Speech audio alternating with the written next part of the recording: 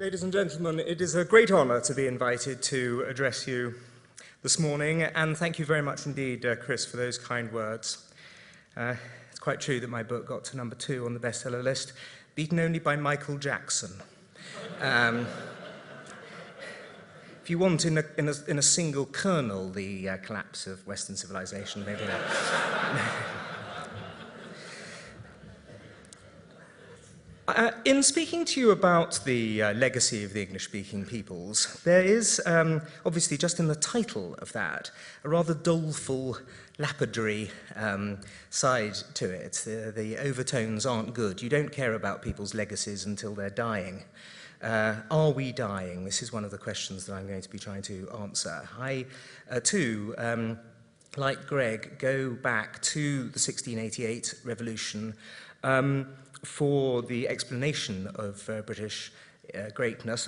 Once also, of course, it was picked up and glorified and made so much of by the revolutionaries in America in 1776. So they, consciously looking back to the Whig revolutionaries of 1688, created their revolution as well, which together, once the two revolutions were completed and successful, explains why the English-speaking peoples became so powerful. But does it still exist? Does this power of the English-speaking people still exist? Of course, it was that dreadful old fraud, Mahatma Gandhi, who claimed, who when asked what he thought of Western civilization, answered in the conditional, "It would be a good idea." It was taken up, that joke, by all the self-hating Westerners and the structuralists and the postmodernists, and it has infused into our zeitgeist the idea that, and the moral equivalists, of course, that there's something that we have to be profoundly apologetic about, that we should feel original sin, a guilty sense towards our civilization. And this from Mahatma Gandhi, who betrayed the untouchables and was a disaster when it came to his own movement in India, managing to hold it back about 20 years, who told the Jews that they ought to trust in the best instincts of Adolf Hitler, and who told his wife that he couldn't have sex with her because he wanted to sleep with a German bodybuilder. This is the person who instead is created as the exemplar of the morality of the opponents of Western civilization.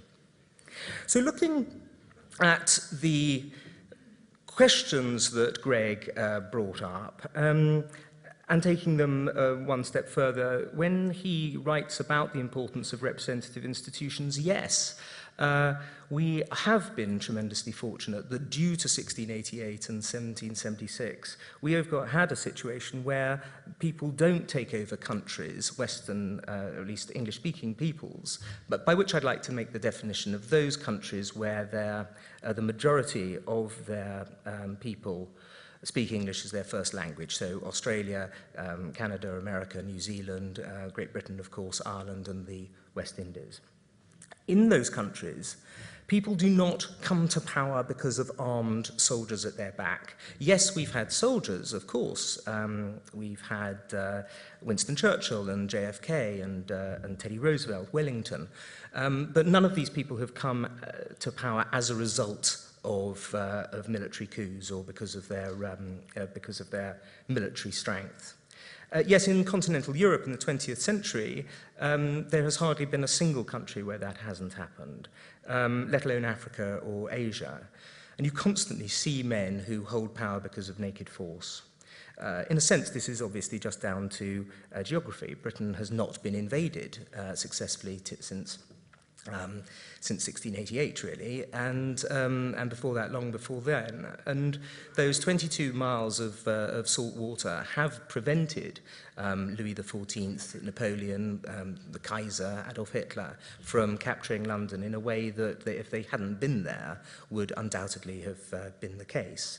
So since 1789, when Britain has had this long story of constitutional monarchy, unbroken constitutional monarchy, France has had 2 empires, 3 monarchies, and 5 republics. The Assemblée Nationale, their parliament, has been opened and closed more times than a dodgy street vendor's suitcase.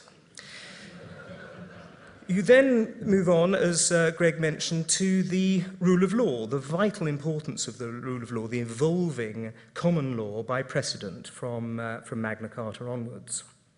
If anything, we are perhaps getting too much control by the rule of law and therefore lawyers. No less than 6% of the American economy is bound up with its legal system. Its litigiousness has gone completely crazy to a degree that people, through fear of negligence suits, prefer actually on occasions not to undertake the tasks that they supposed to. And so we also see it, of course, with this obsessive legalism in international affairs, the idea that the wars in Afghanistan and Iraq were illegal because they weren't, even though they had been passed by the parliaments of every country and written, signed by the heads of state. No, you had to have the United Nations also providing its stamp on this. Otherwise, it's illegal. We're getting to the point where legality is actually making us weaker rather than stronger as societies. Religious toleration, which Greg mentioned so rightly, has been a tremendous help to the English-speaking peoples. There haven't been pogroms apart from one small attack on Jews in Limerick in Ireland in 1900. There hasn't been a persecution, religious persecution amongst the English-speaking peoples, which is a tremendous strength of them. And when one thinks of the incredible, there's been prejudice, of course, but not persecution. Nothing like, we haven't had the equivalent of the German Kulturkampf or the equivalent of the Dreyfus case, thank God. And the result has been that when it comes to that massive brain drain that took place after Adolf Hitler's rise to power from January 1933, we in the Western world were able to take some of the most brilliant German scientists of their day, the people who, in the end, of course, created the weapon that ended the Second World War. I once asked General Sir Ian Jacob, who was Winston Churchill's assistant military secretary, why it was that we won the war. And he said, I think that, I often think about this, I think that it really comes down to the fact that our German scientists were cleverer than their German scientists. And if you look at it, the numbers are astonishing. Between 1901 and Hitler coming to power in 1933, the Americans only won 5 Nobel Prizes to Germany's 25.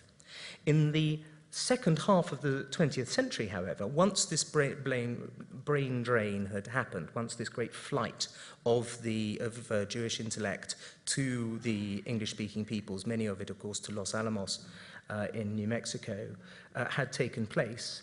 In those next 50 years between 1950 and the year 2000, Germany won only 16 Nobel Prizes to America's 67. That was the extent of the brain drain. And it came as a result of our religious toleration, and indeed Germany's religious intoleration. You see also in free speech, the whole concept of free speech and the way in which after the American First Amendment and also after the growing laws helping freedom of the press, that has proved a tremendously important aspect in fighting corruption. In the American continent, of course, when you look for the 2 places which have worst political corruption, Louisiana and Quebec, neither of them were colonized by the English. The free market, too, is something, as Greg also pointed out, something that stemmed from the 1688 revolutions, and was picked up very much by the Americans, especially after 1776. Although the English-speaking peoples only make up 7.5% of the world's population, they produce no less than 35% of the world's GDP. The sense that universities are unshackled, unbridled intellectually, that we believe in an open interplay of ideas, these things have meant that the English-speaking peoples have, since 1900, been in the absolute forefront, the absolute cutting edge of all of the great revolutions: the automotive, aeronautics, computer technology, finance, biotech, IT, internet, you name it, the English-speaking peoples have, up until now at least, always been in the forefront. Now, we didn't invent these laws, these great things. Yes, we had our revolution. Was it our revolution? It was a Dutch revolution, in fact. In a sense, it was a Dutch invasion, but welcomed over, of course, by the Whig aristocrats and merchants. We didn't invent law. That was the Romans. We didn't invent democracy. That was the Greeks. We didn't invent Protestantism. That was the Germans. We didn't invent the Enlightenment. That was the French and the Scots. We didn't invent capitalism. That, again, was the Dutch. But we did adapt them to the values of the 1688 and 1776 revolutions. And so when, in my view, we look at the continuity between the British Empire and the American Republic, it is a case of a baton being passed. When we look at the Roman Empire and the Roman Republic, only historians and pedants, and the two aren't mutually exclusive, I assure you, will argue that there is a huge difference between the two. Really, the difference is rather like the difference between the British Empire and the British and the American imperium that has come. And of course, one of the great things that has helped us as the English-speaking peoples and continues to and will in the future, I believe, is the fact that although England itself only covers 1.3% of the world's land surface, its language is understood is spoken by nearly 25% of the world's population and is on the verge now of becoming the world language. One doesn't like to use the phrase lingua franca. But you know, there in France, you have the Loi Tobin, which was passed in 1994, which attempted to make illegal the public uses of the words in signs and also sometimes on radio and television of words like le sex symbol, le weekend, and so on. And of course, it collapsed in ignominy and ridicule. Our language, our tongue, which is so supremely adaptable, which has been turned into a pidgin tongue all over the world, is now being taught to more Chinese people than there are English speakers today. An astonishing and in some ways rather worrying statistic, of which more later.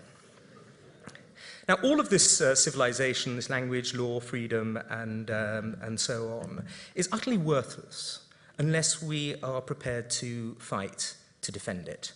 And on 4 great occasions since 1900, attacks have been made on the English-speaking peoples and their primacy, their global hegemony, usually coming out of the blue. The first, of course, was that made by Wilhelmine Prussia, Germany, as it had been for only 30 or 40 years, in 1914. Then after that, you had the Nazi aggression under Adolf Hitler and the Japanese aggression in the Pacific. Then after that, the Cold War, almost immediately afterwards, the threat posed by another set of totalitarians, the Soviet communists. And after that, obviously, post 9/11, the 4th great assault on the English-speaking peoples by the, again, totalitarian Islamic fundamentalists, entirely unappeasable people. We know they're unappeasable because if they're appeasable, the French would have appeased them by now.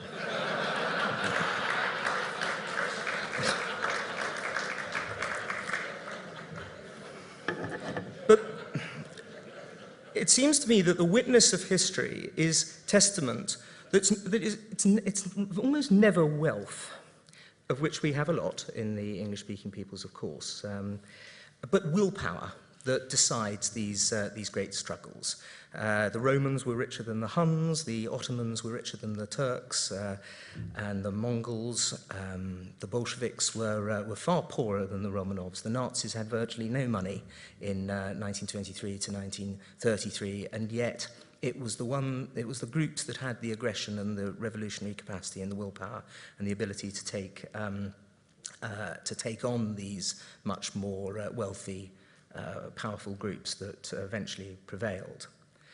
And in a sense, of course, they're attacked, because greatness naturally leads to attacks. The Roman Empire was constantly being attacked. The British Empire hardly had a year of complete peace. Somewhere or another there were going to be attacks, and now, of course, America and the rest of the English-speaking peoples are under attack. Envy, Churchill said, might be the baron of all vices, but it's also one of the most common. And to hate the top dog is a natural part of the human condition. There's a great quotation from Lord Curzon, who, when Viceroy of India, wrote to Lord Salisbury's nephew, son-in-law, the First Lord of the Admiralty, Lord Selborne. And he said, I never spend 5 minutes in inquiring if we are unpopular. The answer is written in red ink on the map of the globe. No, I would count everywhere on the individual hostility of all the great powers, but would endeavour to arrange things that they were not united against me. And the first condition of success in such a policy is, in my opinion, to be as strong in small things as in big. Constantly to seek popularity, it seems to me, is an unmanly and ultimately self-defeating policy in a great power. Too much introspection is unhealthy, even degenerate. The attacks on the English-speaking peoples have very often come from out of a clear blue sky, and they've often started with early defeats.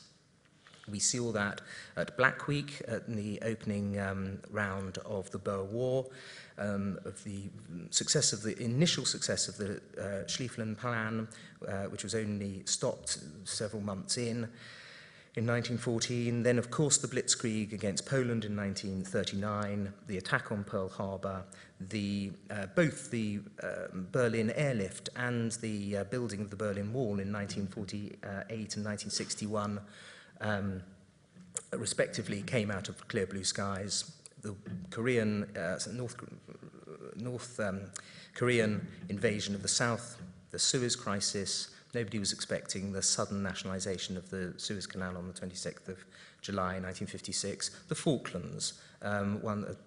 We woke up one Saturday morning to find that Argentina had attacked the Falklands. The first Gulf War, again, was not flagged up to anyone any more than was 9/11. As Paul Wolfowitz said, the most surprising thing about surprise attacks is that we're still surprised by them. Occasionally, the English-speaking peoples have, when they have seen obvious attacks about to be made upon them, they have attacked first. In 1801, Nelson sank the Danish fleet in Copenhagen without any declaration of war. In 1914, Churchill bombed the outer forts of the Dardanelles, again without a declaration of war. And of course, in 1940, the French were actually our allies when we sank their fleet at Oran. So it can be done. It's also often the great power status of huge empires that are lost not because of some great cataclysmic struggle against another great power, but rather because of a small power that is testing a great power to the point that it becomes obvious to the world that that great power has in fact lost its status. And this is something that we need to consider when we are trying to be as strong in small things as in big. Austro-Hungary and the Serbs, the French in Indochina, the British Empire at the time of Suez, and of course the Russians in Afghanistan. It strikes me that if the English-speaking peoples had been more united after the First World War, if the United States had abjured isolationism, joined the League of Nations and taken part, or even taken the lead, in vigorous collective action against Nazi Germany from 1933 onwards, perhaps that second great conflagration of that century might also have been avoided. As it was, much of Europe fell prey to fascism, as you heard from Greg, and those parts that escaped it fell prey to appeasement and pacifism. It was Winston Churchill in 1938 who said, "It is the English-speaking peoples who, almost alone, keep alight the torch of freedom. These things are a powerful incentive to collaboration. With nations as with individuals, if you care deeply for the same things and these things are threatened, it is natural to work together to preserve them." When the English-speaking peoples are united, we tend to win.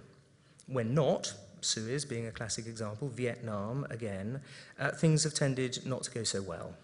Fortunately, in both Iraq and Afghanistan, Prime Minister Blair and George Bush and David Cameron and Gordon Brown before him stood shoulder to shoulder with the rest of the English-speaking peoples in America. It cost Tony Blair the premiership.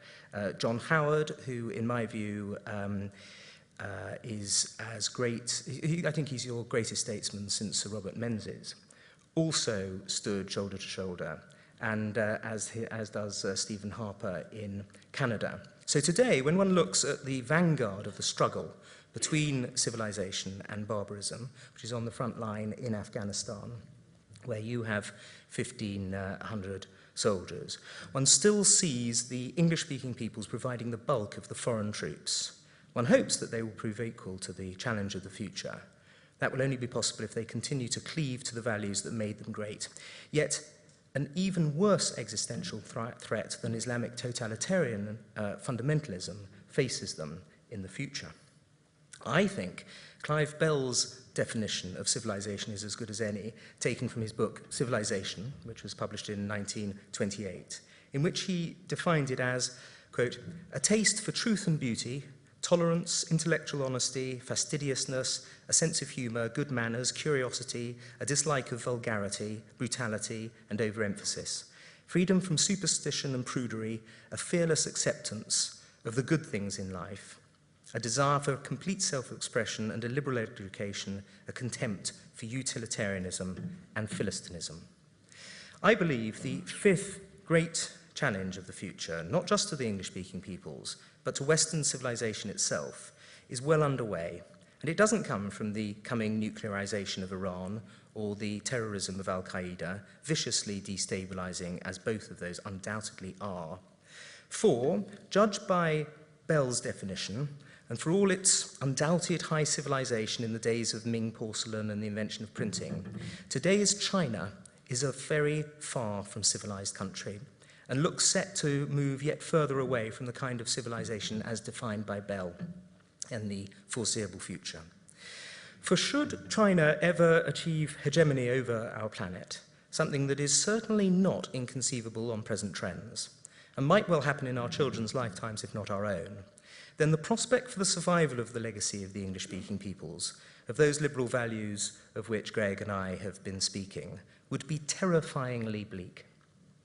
All that would stretch forward in the life of this planet would be a new dark age, in which the global whip hand belonged to one of the most unpleasant totalitarian regimes on today's planet, one whose leaders are activated by instincts diametrically opposed to the generous, open, enlightened ones that I've been describing.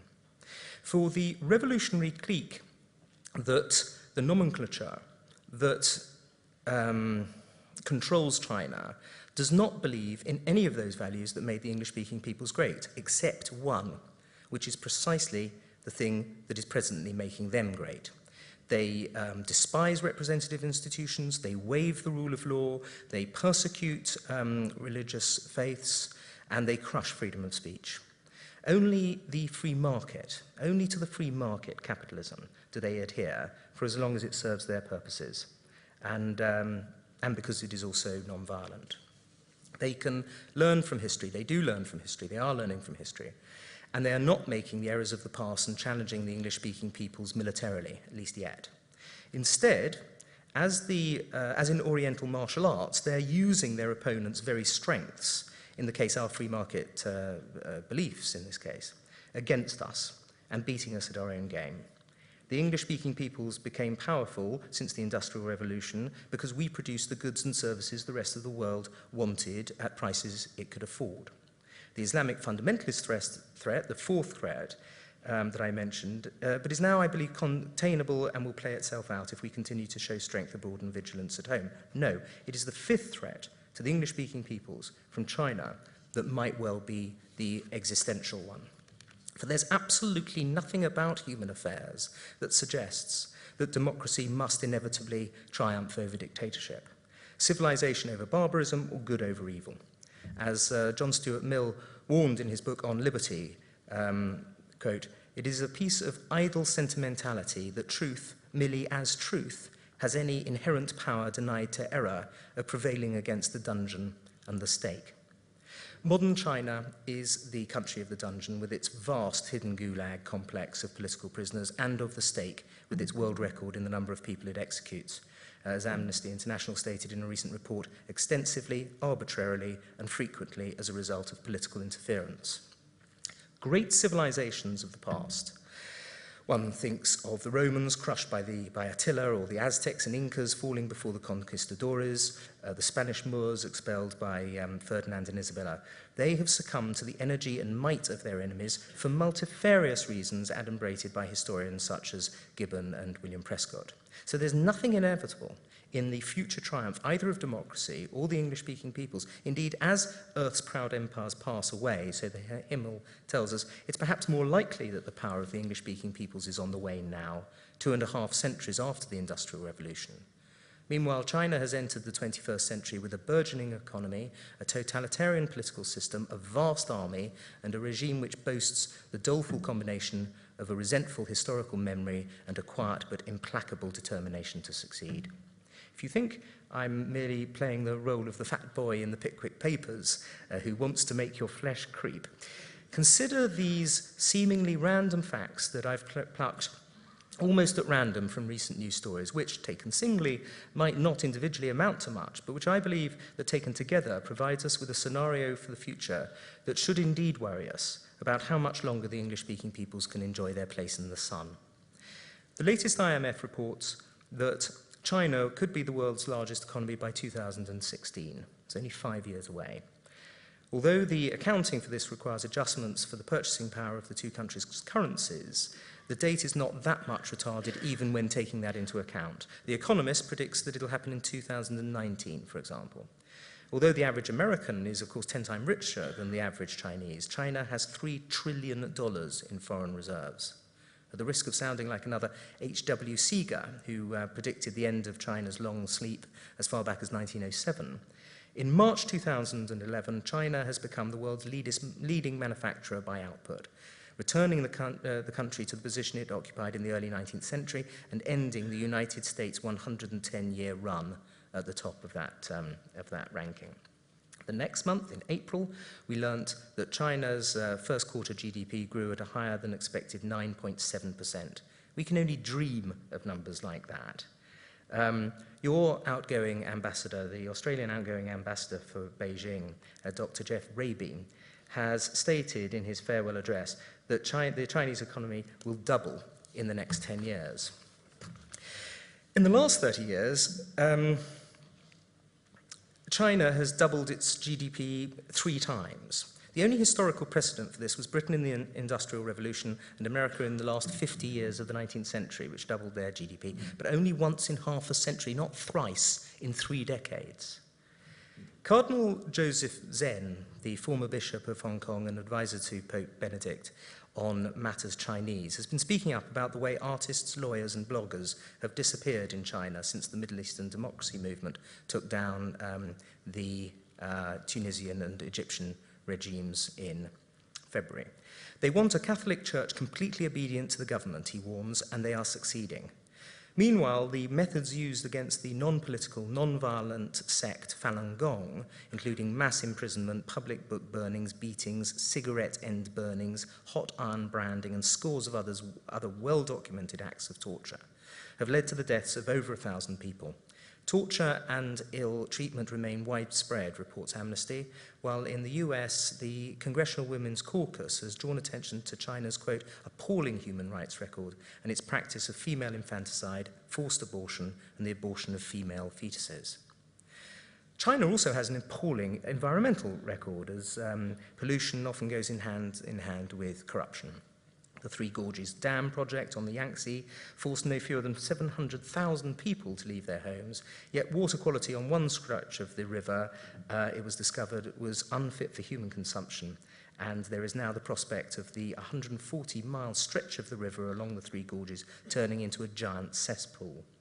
Consider, too, China's automatic responses to issues like SARS and avian flu, which is to lie and cover up as much as possible. A Chinese artist who has only recently been released last couple of days after 3 months in jail simply for actually naming the children who were killed in a recent Chinese earthquake. Got 3 months for that. China has the world's largest program of internet censorship, all too often aided by software produced by Western countries. In his recent speech to the Shanghai International Film Festival, Rupert Murdoch pointed out how China only allows a quota of 20 foreign films to be imported a year. And it's never a good sign when you can't collect your Nobel Prize, as Liu Xiaobo was prevented from doing last year because you're banged up in jail for demanding basic human rights. With no external military threat to guard against whatsoever, China nonetheless maintains a People's Liberation Army of over 3 million men. Its development of drones, building of aircraft carriers, and huge increases in defense expenditure is already tipping the balance of power in the South China Seas and creating, of course, huge volatility in the over the Spratly Islands as well. Meanwhile, China's vastly expanding space program has a very clear military application. Try to imagine a war in which one power was able to use GPS and its antagonist could not. In 2009, there were a series of attacks, cyber attacks, against Google and various other American information technology companies, and US government corporations and organizations. And this was followed by what was called the Night Dragon cyber attacks on oil and gas companies, Australian defense contractors, and the US electricity grid have been attacked. Now, there's no commercial advantage to be gained from attacking the US grid. If you wanted commercial advantages, if this was being done for money, you would do it to banks and insurance companies and so on. But that's not what's happening here. In fact, this is a case of China flexing its cyber muscles. Whether you like it or not, history is on our side. A threatening Nikita Khrushchev warned a group of Western diplomats in Moscow in 1956, "We will bury you." Recent events should warn us that although the Soviet Union never succeeded in burying the West, China might. For this has already begun, and this time it's being fought by means of trade surpluses, low wages, and exported unemployment. Dr. Raby is immensely complacent about all this and thinks overall it's a good thing. Quote, "A country that is heavily invested in another country is certainly going to feel more secure about that relationship as a result of that investment," he says. The Australian Financial Review tells us that Dr. Raby will remain in China to pursue business opportunities. It sounds fine in theory until one recalls that the country that Wilhelmine Germany has as its #1 trading partner in 1914 was Great Britain. When Nye Bevin was asked how he persuaded the doctors' leaders to join the National Health Service in 1948, he answered, "I stuffed their mouths with gold." Instead of giving us palliatives, Dr. Raby ought to have reminded us that the study of history is witness to the fact that no nation that doubles its power in 10 years, there's no nation which has done that without deleterious knock-on effects to its neighbour's sovereignty. The world will be a very different and far more uncomfortable place for the English-speaking peoples, when China becomes the global top dog power, displacing the United States as she's now set to do economically, and I believe in the other vital criteria too. One can debate exactly when, sometime between Pearl Harbor and D-Day, the British Commonwealth handed the imperial baton over to the United States, or had it taken from her. But whenever it happened, at least the successor power spoke our language, shared our laws, traditions, and values, and were twice our war-tested allies. If China does eclipse the United States in our lifetimes, we may come to regard Richard Nixon and Henry Kissinger's opening up of China in 1973, not as we do today, as a brilliant way of outmaneuvering the USSR in the Cold War and bringing a stable force into the world economy for the first time since the early 1930s, but instead the opening of a Pandora's box full of terrible new threats to face mankind. Apologists for Chinese totalitarianism argue that a country of 1.3 billion cannot be ruled democratically, yet neighbouring India, with 1.15 billion, has managed it well enough. As the Taiwanese showed when they peacefully brought Kuomintang rule to end on their island, it's nonsense to argue that Chinese people are somehow incapable of working representative institutions. The 20th century was called the American century with some reason. But with China's ceaseless saber-rattling against democratic Taiwan, her boot on the neck of Tibet, threats against Vietnam and the Philippines in the South China Seas, and her enabling relationship with North Korea over its nuclear weapons program, China's international behavior hardly augurs well for a peaceful Chinese century. China is now the only empire left in the world, in the sense of a multicultural entity held together by force. And soon, the most powerful nation in the world will not be a liberal democracy, but instead an authoritarian, totalitarian, nominally communist dictatorship. This will inevitably call into question whether Western-style liberty really is the best form of government. Historically, rich middle classes have demanded a say in their own government, but in the case of China, what if they're so happy at this astounding economic growth that they don't want to jeopardize it by importing democracy? Perhaps the Sinophiles, of whom we must expect many more in our society, culture, and media, because opportunists always gravitate towards the strong and the powerful, are right when they claim that China has no interest in translating its economic power into hard or even soft power, that the days of the great Khans are over and Chinese are too sophisticated and Zen-like to lust for backward Western concepts like imperium and hegemony. All I can say is that the witness of history bears testament to this, that when the leaders of a nation find that they can exercise soft or indeed hard power without significant drawbacks, they tend to do so. China's behavior towards each of its neighbors, except of course the psychologically disturbed North Korea, suggests that while soft power corrupts, hard power will corrupt absolutely. You in Australia are on the front line of these terrifying developments. In 20 years' time, there will be 15 cities in China as big as the total Australian population. Immigration will become a vital issue, indeed a weapon. And if all your business is done with China, and at the moment the majority of it is, especially in your growing areas of resources, if your mouths are stuffed with gold, and you will find it hard to refuse China's demands to export its population, and that the old cry of racist will be used against you when you try. Foreign direct investment in Australia from China has grown 12 times between mid-2007 and mid-2009. Your Foreign Investment Review Board has accepted 230 proposals worth $60 billion, but only imposed any conditions on 6 of them. I'm not going to go into the details of Josh Frydenberg's warning over foreign purchases of great tracts of Australia, or what WikiLeaks told us about BHP, in my view, being very patriotic in lobbying against Chinalco. But at least they show that there are some people in Australia who are cognizant of what is happening. The Chinese are beating us at our own game, capitalism, and as yet we have no plan B.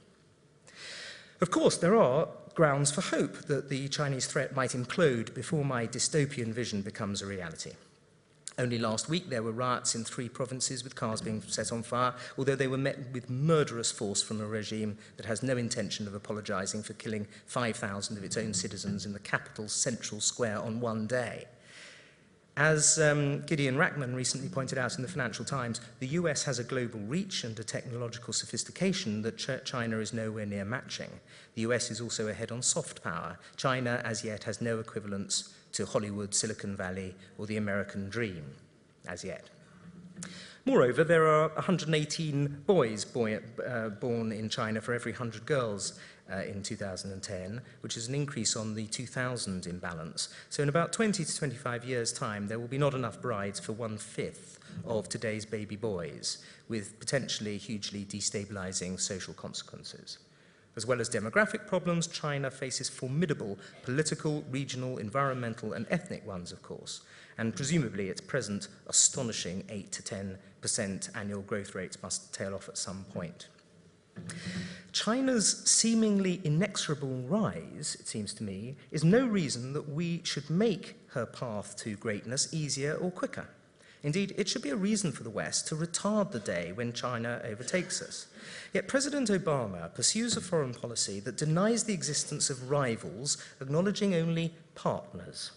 It's the 1968 Woodstock approach to international relations, in which strangers are merely friends you haven't met yet. To treat China like that is impossibly naive. Far from trying to put off that dismal day of our own overtaking, the English-speaking peoples are doing everything in their power to stoke up their own funeral pyre.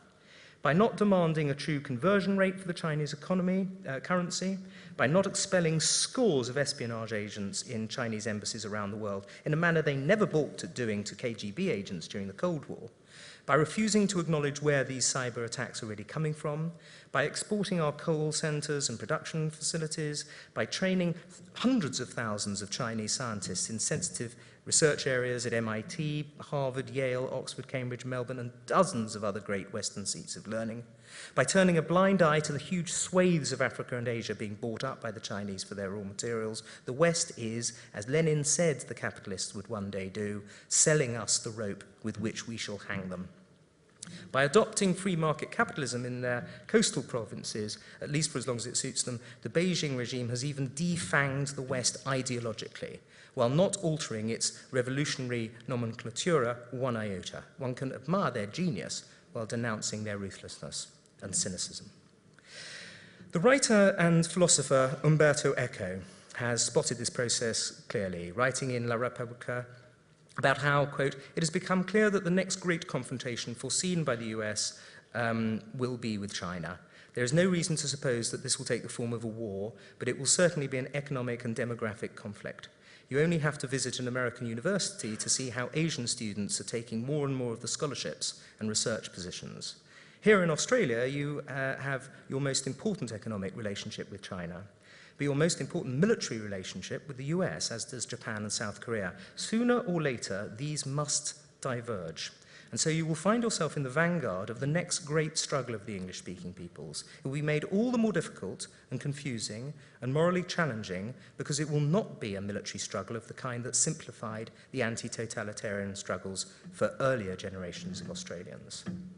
Civilization is, as Evelyn Waugh reminded us when writing of Rudyard Kipling, the work of centuries, which is laboriously achieved but only precariously defended. When the Chinese are in the global driving seat, I believe that we will look back in loving nostalgia to the boyish tyranny and the once lustrous, but by then utterly moribund legacy of the English-speaking peoples. Thank you very much indeed.